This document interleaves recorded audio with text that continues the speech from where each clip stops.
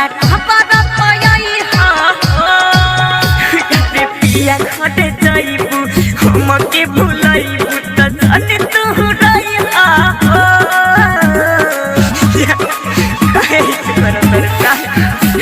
रे पिया घटे जाइबू हमके भुलाइबू त जाने तू रही हा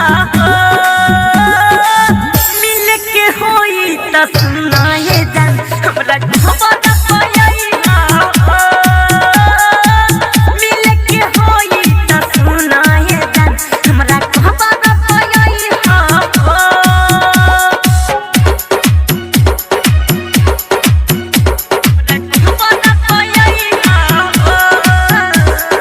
मिक्स बाय सावरिया डिजिटल रिकॉर्डिंग स्टूडियो बरहिमा मोड़ गोपालगंज।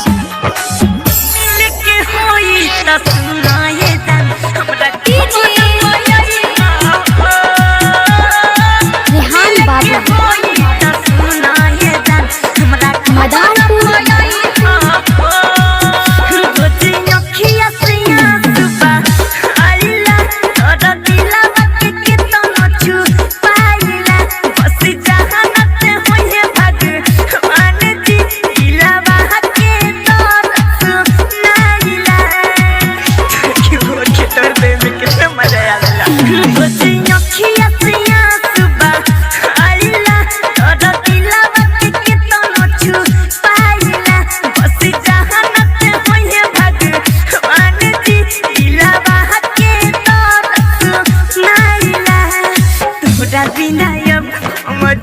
नहीं पाई जानी लोरावा कहई मिल के होई त सुनाए जान हमरा खबर पई मिल के होई त सुनाए जान हमरा खबर पई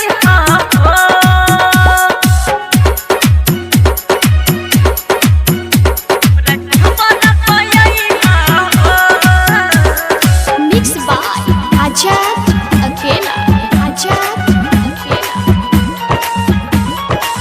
मिल के होई त सुनाए जान हमरा रेहान बाबू मदारपुर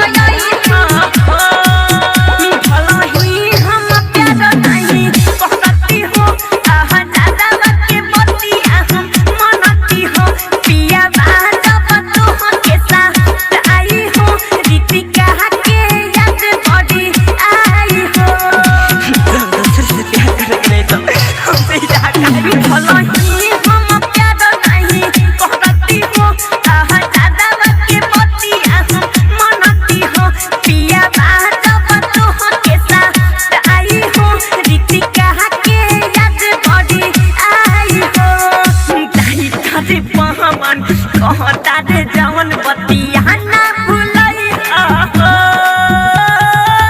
मिल के होई त सुनाए जान हमरा खबर